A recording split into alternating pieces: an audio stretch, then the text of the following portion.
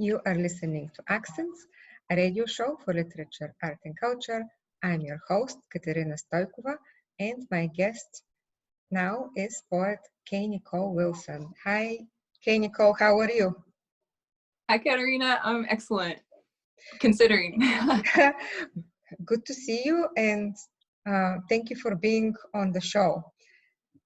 I'm very excited. Thank you, and I'm very excited to hear what you have brought for us. But first, let me read a few biographical notes about you. Nicole is a working artist, writer from Maysville, Kentucky, who lives and creates in Lexington.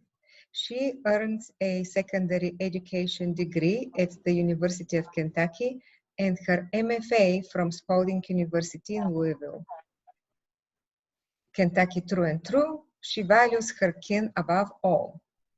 Her second chapbook, Elephants in the Casket, is forthcoming from Workhorse Writers.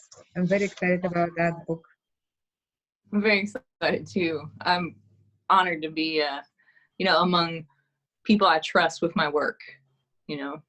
Like that makes a big difference, even. Yeah, in a very good company. A little later today, I'm going to be interviewing Hannah Legrees, and she has a chapbook out of Workhorse Writers. Awesome. Yeah. Cool. So how have you been? What have you been writing? Painting? I've been painting more than I've been writing. I haven't been able to really page the words yet for this because it's still ongoing so much. Yeah. But also a lot of the work that's in my new book gets more pertinent every day with it. It's interesting and kind of depressing, Well, isn't it something when we write in advance what's going to happen? That happens to me once in a while. Yeah. Some of the poems are about 9/11 and how much has changed, but how much hasn't really changed, and things that went backwards kind of thing. And, it's still ongoing. And we still suffer the repercussions of it. And like now we're losing even more life than that. What have you brought for us to read today, Nicole? I have a couple things. One I thought I'd read because I haven't really been writing, and it's about writer's block, basically. And it's a sonnet. It's in my first book, which is called This Temple, which I had 3 lovely people blurb, and one of them is you. Of course, you know that, but everyone else might not yet. It's wonderful that I cry. I read them and I just cry. And so here's the sonnet. It's called I Crumple the Paper. I crumple the paper, and like Jordan at the line, I close my eyes and fire at the hoop. Since there's no need to look at the made shot, I can turn back to the book, number 14 new lines, then improvise. I'm Solomon, and infinitely wise. Back up, revise, heat the oven before you cook. Beautiful muse, why hast thou forsaken me? I searched for your presence in all possible places, but you vanished, like Mike, transforming to air. I open bottles, but no sustenance swims there. I open windows to proclaim your praises, but my notes lack luster and fall hollow, empty. I survey the mass of white wads with contempt, knowing none are worth the ink or field goal attempt. So that's that first sonnet. I thought I'll read another sonnet to you, I guess, to start.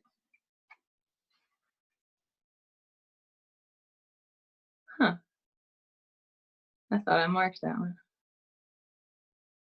All right, I often read this one, but I think we'll still do it. It's the title poem, basically.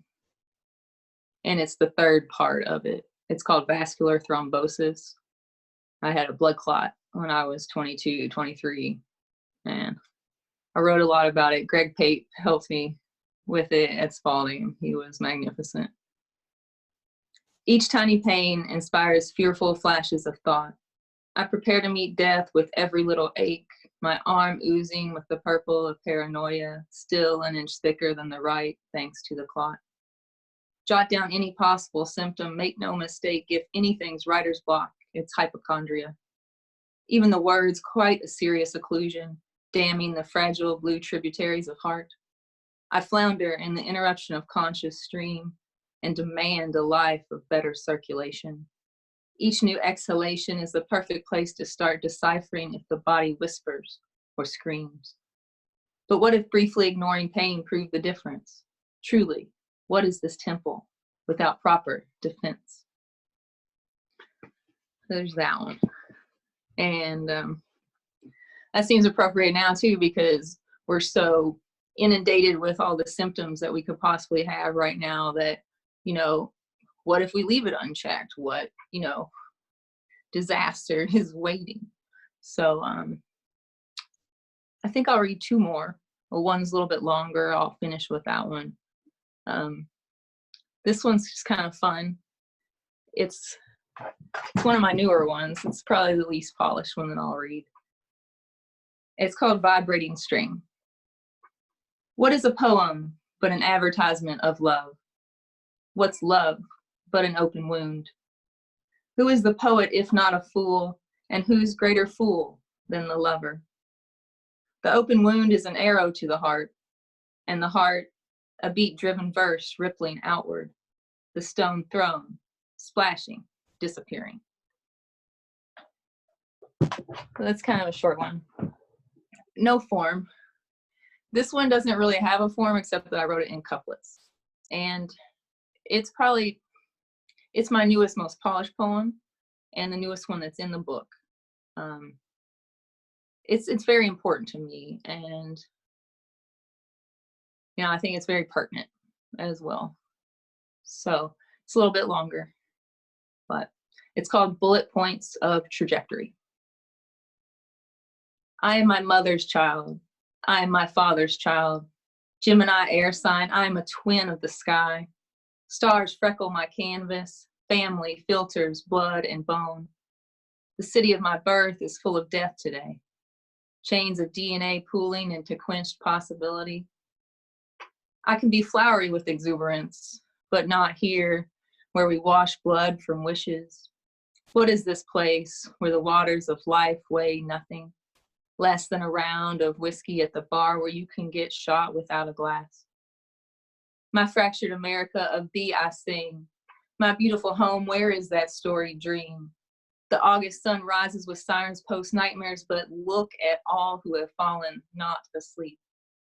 They sell flipping bulletproof backpacks for children. School's about a week away. Welcome. Back away with your hands up, and if you're the white shade, we'll probably just arrest you. This is not tangential. Black lives matter. And I will use my privilege until my words run out. I'm less likely to be murdered for speaking out. Nothing like a heart rendered motionless, tangible bullets tearing time in two. Half my life ago, shots rang through Colorado, mountainous cacophony echoing through the nation. And so much later, is it too late? Is our country in a state of do not resuscitate? Can we put a cap on asinine acts of capitalism? The NRA is not your daddy. Uncle Jim Crow did his best Kane impression for Sam, and this is America.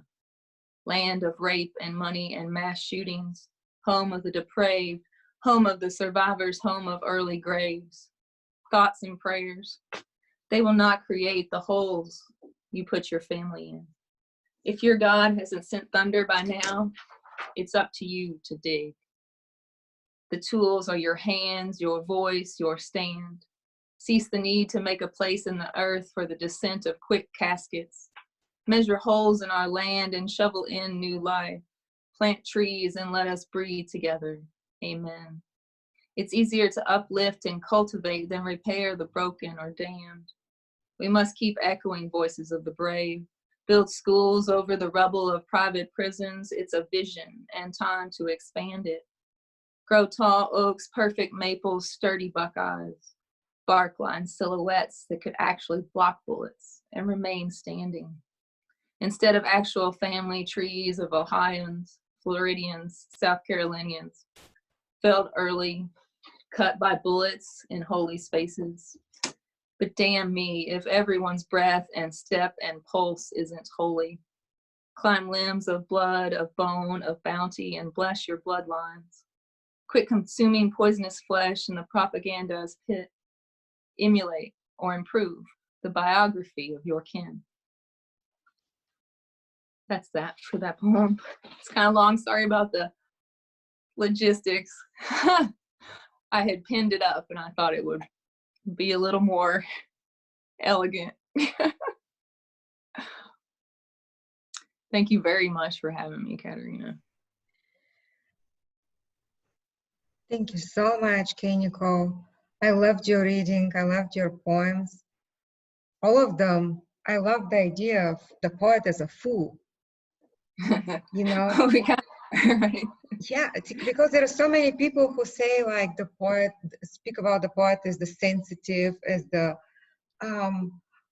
wise, you know, the one who speaks to the gods, right? And then actually we're fools to even try, right, to speak to the gods. Yeah, and I like the idea of being a fool, and that takes a whole lot of pressure from the poets. And I love that you write and inform. You're the poet who writes most deliberately in form that I know. What does form give you, Nicole? It gives me so much. Like, for part, it's a game. It's fun to manipulate the words in that specific pattern.